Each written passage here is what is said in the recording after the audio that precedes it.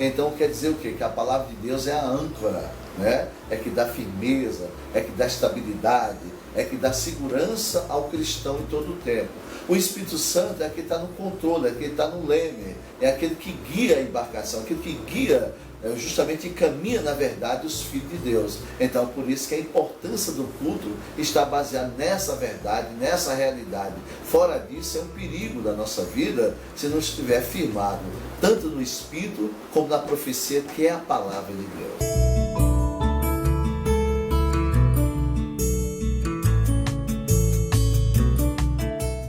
Seja o amor de Deus e a graça do Senhor nesse dia de hoje sobre as suas vidas, fortalecendo em todos os aspectos, porque os tempos são difíceis, os tempos são trabalhosos, e exige muito mais de nós cristãos hoje. Porque quando você olha a influência do mundo, esse pós-modernismo, aí o relativismo, isso mostra que o pecado evoluiu. E nós como cristãos, nós temos que evoluir no conhecimento de Deus. Nós não podemos estar satisfeitos com o conhecimento que nós temos, mas a cada dia acrescentar muito mais em nome de Jesus Cristo. Então essa é a necessidade. Por isso que o culto é uma coisa muito importante na vida cristã, é o culto. Porque é no culto é que nós justamente temos participação da palavra e do Espírito de Deus sobre as nossas vidas. Porque quando nós se atentamos para a verdade de Deus, a palavra de Deus, lá em 1 Tessalonicenses, capítulo 5, verso 19, ela diz o seguinte em nossos corações, no coração de cada cristão, em nome de Jesus Cristo. Porque essa palavra é de todo cristão, somente aquele que tem a Bíblia como regra de fé e de vida. Então, a pessoa que tem humildade de coração é aceitar as verdades de Deus para que ele proceda a cada dia. Porque lá em 1 Tessalonicenses capítulo 5, versos 19 e 20, diz o seguinte, não extingais o Espírito, não desprezai as profecias. Isso quer dizer o quê? Que o culto cristão, o culto vamos na igreja do dia, está ligado ao Espírito de Deus e à palavra de Deus ou à profecia. É isso que está ligado o culto. O culto está ligado justamente a essa realidade. Por isso que ele diz, não desprezai ou extingai o Espírito, porque a palavra de Deus é Espírito e vida. Então é Espírito que fala conosco. Não tem como eu classificar, mas esse pastor é isso, aquele bispo é aquilo, o apóstolo é não sei o quê. Não existe, isso é estratégia de Satanás dentro do crente, porque fazemos um julgamento erradíssimo, por não compreender, por não ter conhecimento das Escrituras. Porque o culto cristão justamente é isso. É ligado ao Espírito de Deus, ou à profecia, ou a palavra de Deus, que é a profecia. Então está ligado justamente a isso, o culto cristão. Essa é a realidade. 1 Tessalonicenses 5, 19, não extingai o Espírito. 1 Tessalonicenses 5, 20, não desprezai as profecias. Então quer dizer o quê? Que a palavra de Deus é a âncora, né? É que dá firmeza, é que dá estabilidade, é que dá segurança ao cristão em todo o tempo. O Espírito Santo é aquele que está no controle, é aquele que está no leme, é aquele que guia a embarcação, aquele que guia, justamente encaminha na verdade os filhos de Deus. Então por isso que a importância do culto está baseada nessa verdade, nessa realidade. Fora disso é um perigo da nossa vida se não estiver firmado tanto no Espírito como na profecia, que é a palavra de Deus. Porque ela se torna, repetindo tudo, a palavra se torna a âncora, a palavra da estabilidade e da firmeza é justamente ao cristão. Que tudo você toma a palavra que é Espírito e vida, então dá essa estrutura, esse alicerce, vai tocar a vida e justamente passar por cima das adversidades. Não importa o nome dela, o tamanho dela, mas a palavra tem esse poder de nos colocar acima das circunstância, acima das adversidades. A palavra de Deus tem o poder de cancelar todas as acusações se houver contra mim e contra você. Então por isso que o culto cristão é baseado justamente nessa ordem. É baseado justamente dentro daqui a palavra de Deus. A palavra é a âncora que nos segura e o Espírito Santo, o Espírito de Deus, o Espírito de Cristo, é o leme. É ele que dirige a embarcação. O leme é esse, vai para a direita, vai para a esquerda, segue em frente. Então é ele que conduz. E biblicamente falando, justamente o Espírito Santo que guia os filhos de Deus justamente em toda a sua verdade. Entendeu? Então está afirmado isso. A palavra de Deus está firmada em novas revelações. Não existe nova revelação, a palavra é única. O que existe dentro do culto é justamente eu ter ouvido justamente esse texto ontem. E digamos que amanhã eu ouço esse texto na outra pregação, esse texto vem novamente, mas vem com outras expressões da verdade. Então eu não posso justamente ter medo, receio de deixar aquela verdade que eu recebi ontem e tomar essa verdade hoje, vou colocar na expressão mais acima, porque Deus tem uma vida profunda. Ninguém nunca instruiu a mente do Senhor, entendeu? E aqui está a parte do pensamento de Deus, é a Bíblia. Então as expressões vão mudando. É igualmente uma criança, ela chega, você põe na escola, o que ela aprende primeiro? A coordenação motora. Ela vai desenvolvendo, depois vai desenvolvendo, vai para o primeiro ano, segundo ano. Cada ano que passa, ela vai tendo um conhecimento mais ampliado, as expressões mais ampliadas. Aquilo que ela aprendeu lá serviu como alicerce, mas o que prevalece justamente hoje é o conhecimento revelado hoje. Porque o que acontece com muitos de nós cristãos? Acontece o seguinte, porque nós recebemos uma revelação lá atrás e vivemos anos e anos com aquela revelação, achando que ali nós estabilizamos Deus dentro daquilo. Não, é muito mais além. Uma vida profunda chama outra vida profunda. Nós vamos chamar com uma vida profunda, uma vida muito além, entendeu? Que é justamente isso. É tanto que ele está registrado na palavra de Deus que nós temos a mente de Cristo. E quem instruiu a mente do Senhor? Nós temos essa mente. Então, por isso que eu não posso basear minha vida nessa revelação de ontem, de anos atrás. Eu tenho que justamente ter essa disposição, né? Ter essa disposição. O pastor ou bispo que justamente prega precisa ter equilíbrio e discernimento espiritual, justamente para conduzir o rebanho crescendo a cada dia no Senhor. É isso que nós precisamos, é justamente dessa realidade, dessa situação, como está escrito aqui nesse texto, entendeu? É isso que nós somos edificados pelas verdades de Deus, justamente dessa forma. E não deixar, ter medo, deixar a expressão de ontem, a revelação de ontem, e buscar novas expressões hoje, daquela mesma palavra que você ouviu há anos, há meses atrás. Por quê, pastor? Nós temos visto ao longo desses anos, né, que o formalismo tem entrado dentro da igreja. E o que é o formalismo? O formalismo é uma estratégia de Satanás. Porque são criadas formas para abençoar o irmão e a irmã.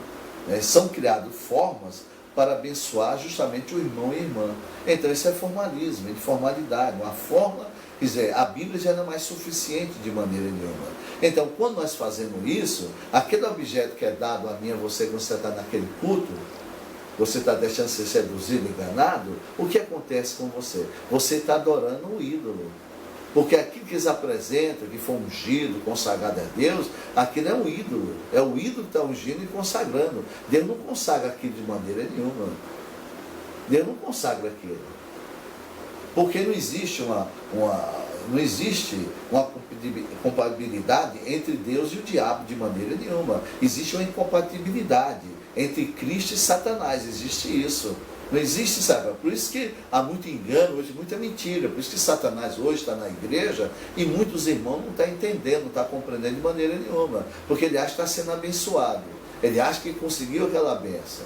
Entendeu? Ele acha que conseguiu tudo isso. Mas se você pega a palavra de Deus lá em Coríntios, ele diz que o diabo também não é maravilha, que ele se apresenta como um anjo de luz. Ele tem poder de fazer milagre, ele tem poder de cura. Por isso que você chega no mundo pagão, você vê médico espírita fazendo cura, fazendo milagre. Você já viu tudo isso.